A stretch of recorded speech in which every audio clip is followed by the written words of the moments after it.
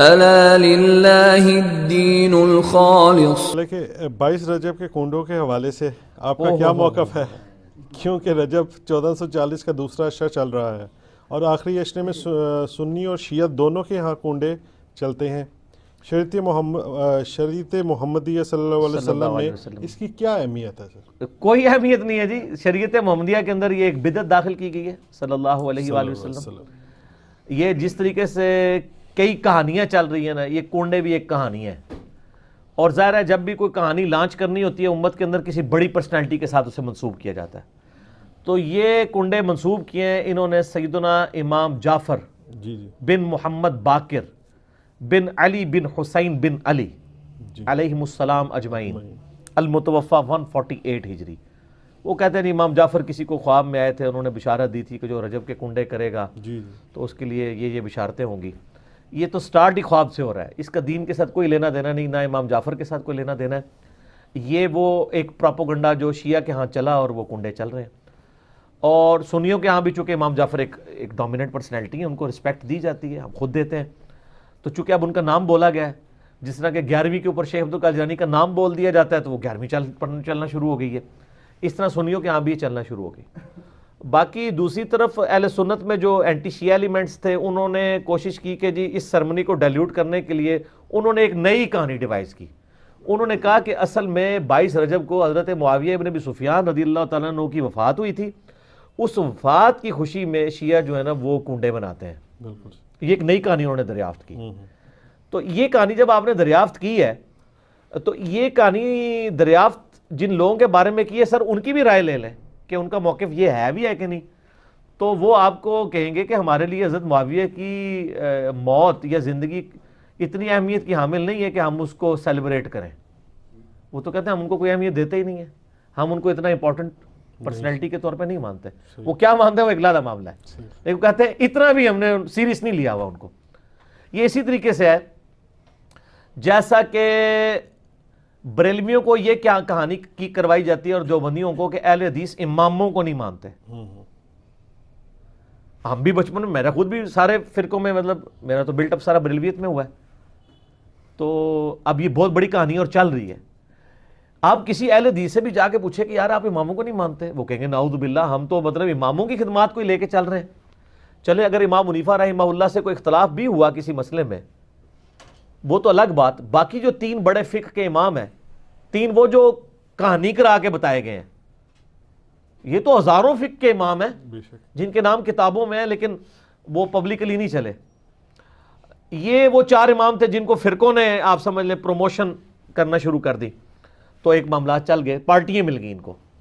جیسے نبی الاسلام کی ایک بیٹی سیدہ فاطمہ کو پارٹی مل گئی، باقی بیٹیوں کو پارٹی نہیں ملی تو وہ بیچاری مشہور نہیں ہوئی. حالانکہ شیعہ کی معتبر کتابوں کے اندر یعنی نبی الاسلام کی 4 بیٹیاں، ایران کے شیعہ تو 4، وہ کہتے ہیں یہ تو انڈاؤٹڈ مسئلہ ہے. یہاں پہ کہانیاں انہوں نے کروائی ہوئی ہیں. ایون سب سے بڑا جو رافضی ہے یاسر الحبیب، وہ بھی نبی الاسلام کی 4 بیٹیاں مانتا ہے.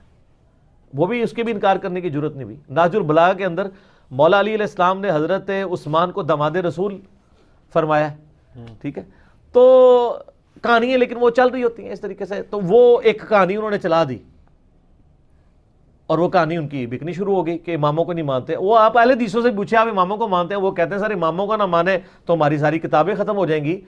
کیونکہ امام بخاری کے استاد ہیں احمد بن حنبل، احمد بن حنبل کے استاد ہیں امام شافعی، امام شافعی کے استاد ہیں امام مالک، اور ان اماموں سے حدیثیں ہیں بخاری مسلم میں. اگر ہم ان اماموں کو ہی نہ مانیں تو ان حدیثوں کو پھر ہم کہاں سے مانیں گے جن کی چین سے وہ آ رہی ہیں. وہ پھر آپ کو بتائیں گے کہ ہم اماموں کو بھی مانتے ہیں اور اماموں کی بھی مانتے ہیں. اماموں کو مانتے ہیں کہ ان کی رسپیکٹ کرتے ہیں، اماموں کی مانتے ہیں کہ اماموں نے ہمیں بتایا ہے کہ ہماری کوئی بات بھی کتاب و سنت کے خلاف ہو تو اس کو چھوڑ دو. ہم اماموں کی روایت کردہ احادیث کو مانتے ہیں. باقی ان کے جو فتاوی جات ہیں جو دوسری صحیح الاسناد احادیث یا صحابہ کی اقوال کی روشنی میں غلط ثابت ہوتے ہیں، ہماری روشنی میں نہیں ان کی روشنی میں، ہم ان چیزوں کو چھوڑ دیتے ہیں. تو اسی طریقے سے شیعہ کے بارے میں کہانی کرا دی. وہ حضرت معاویہ کی ڈیتھ کا دن منا رہے ہیں اور یہ سنی بھی ان کے دیکھا دیکھی شروع ہو گیا، ان کا اور چل رہا ہے. یہ اصالہ ثواب کے معاملے میں میرا بالکل کیٹاگوریکل ایک اوپینین ہے. لاکھوں لوگوں نے یوٹیوب پہ میری ویڈیو دیکھی ہے، مسئلہ نمبر 74. آپ اصالِ ثواب لکھیں یوٹیوب پہ، ٹاپ آف لسٹ میری وہ ویڈیو کھل جائے گی، اس میں میں نے ساری چیزیں بتائی ہیں. 11ویں ہو، میلاد ہو، محرم کی نیاز ہو، یا آپ کی یہ رجب کے کنڈے ہوں، ان ساروں کے بارے میں کہ یہ سب کی سب ایکٹیویٹیز دین میں خود سے داخل کی گئی ہیں. ہم ان کو کفر و شرک والا معاملہ نہیں کہتے، لیکن بدعات تو ہیں. اب رہ گیا مسئلہ کہ اس طرح کی ایکٹیویٹیز میں جو کھانا ہے وہ حلال ہے یا حرام ہے. وہ بھی میں نے اس کے اندر بتایا ہوا ہے کہ کھانے کو حرام کہنے کے لیے یہ چیز ضروری ہے کہ آپ پہلے اس کی حرمت ثابت کریں. اس میں 2 طریقے ہیں، یا تو وہ چیز جو پکائی جا رہی ہے وہ حرام ہو، کوئی خنزیر بنا دیتا ہے تو حرام ہے، یا چیز تو پاک تھی لیکن اس کے ذبح کے وقت ذبح کے زبر کے ساتھ غیر اللہ کا نام لیا گیا تو وہ پھر بھی حرام ہو جائے گی.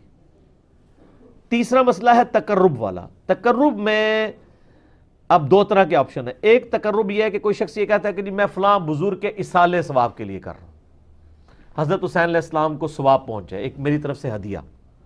تو اس کے معاملے میں بھی ایسا کوئی سختی والا معاملہ نہیں ہے. لیکن اگر کوئی تقرب یہ کر رہا ہے کہ یہ اصالِ ثواب ان کو پہنچے اور وہ میرے مشکل کشا ہے اور اس کے بدلے میں یہ میری مصیبت حل کر دیں گے، تو وہ تو نیاز کے بغیر ہی عقیدہ شرکی ہے. نیاز تو سائڈ پہ رہ گئی، عقیدہ ہی غلط ہے. بالکل ٹھیک ہے نا. تو ہمارا تو موقف یہ ہے کہ ہمارے پاس کوئی اس طرح کی کھانے پینے کی چیز لے آتا ہے، ہم اس سے پہلے پوچھتے ہیں کس کے نام کی ہے. اگر وہ کہتا ہے اللہ کے نام کی ہے تو بسم اللہ پڑھ کے کھا لیں. اگر وہ کہتا ہے یہ فلاں بزرگ کی ہے تو اسے پوچھے یہ بزرگ کے نام سے مراد آپ کیا لے رہے ہیں؟ کیا ان کی رضا کی خاطر ہے، ان کے نام کا ذبیح ہے؟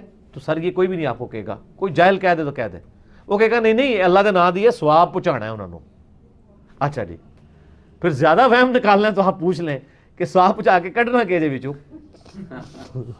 جے تسی واقعی کھانا نہیں کھانا تے جے کھانا کھانا ہے تو اتنے تک ہی سوال رکھو، زیادہ غلوف نہ کریں آپ کیونکہ غلوف کریں گے نا تو معاملات بگڑیں گے. اور یہ میں آپ کو اپنی طرف سے نہیں بتا رہا. صحیح بخاری میں سیدہ عائشہ نے نبی علیہ السلام سے پوچھا یا رسول اللہ یہ کچھ نیو مسلم ہے، ہمیں نہیں پتا انہوں نے ذبیحہ صحیح کیا ہوا یا نہیں کیا، تو یہ جب کوئی اس طرح کی گفٹ لے کے آتے ہیں ہم کیا کریں؟ آپ نے فرمایا بسم اللہ پڑھ کے کھا لیا کرو. اللہ اکبر. اللہ آپ نے کہا کہ بلاؤ، آپ یہ بھی کہہ سکتے تھے حلف دلواؤ، یہ وہ وہم نکالا کہ مسلمان کا ذبیحہ ہے نا تو حسن ظن رکھو، زیادہ نٹی گریٹی میں نہ پڑھو. سبحان اللہ. ٹھیک ہے نا. اس کا غلط رزلٹ بھی نکال لیا یوسف القرداوی صاحب نے. انہوں نے وہ اسلام میں حلال و حرام ایک کتاب لکھی، اس میں انہوں نے لکھا کہ یہ جو غیر مسلموں کے بھی جو ذبیحے چل رہے ہیں نا، اور جو KFC میکڈونلڈ چل رہے ہیں جو ڈیفینیٹلی ذبیحے ہے ہی نہیں ہے، وہ اللہ کے نام کے کیا، وہ تو مطلب بالکل ذبح والا معاملہ ہی اس کے اندر اس طریقے سے نہیں ہے، نہ وہ اللہ کا نام لیتے ہیں. وہ کہتے ہیں بسم اللہ پڑھ کے آپ کھا سکتے ہیں، اور اس حدیث سے پلی لی. تو میں نے ان کا بھی رد کیا کہ سر ایڈی بھی کھلی چھوٹی نہ دو. مسلمان کا ذبیحہ ہے نا اس کے اوپر آپ کو وہم نہیں کرنا چاہیے اگر وہ مسلمان ہے. اب وہ اگلا مسئلہ شروع ہو جائے گا کہ وہ بریلوی ہے، دیوبندی ہے، اہل حدیث ہے، شیعہ ہے. یہ نوی کہانی کرنے کی ضرورت نہیں ہے. اہل کتاب کا ذبیحہ بھی حلال ہے. تو اگر آپ ایک دوسرے کو مسلمان ماننے کے لیے تیار نہیں، چلو اہل کتاب ہی مان لو. یہود و نصارہ کی عورتوں سے تو آپ کا نکاح جائز ہے سورۃ المائدہ کے پہلے رکوع کے تحت، اور اسی رکوع میں آتا ہے کہ اہل کتاب کا ذبیحہ بھی حلال ہے، کوشر فوڈ. جی ہاں، اگر وہ اللہ کے نام کے اوپر کیا ہو.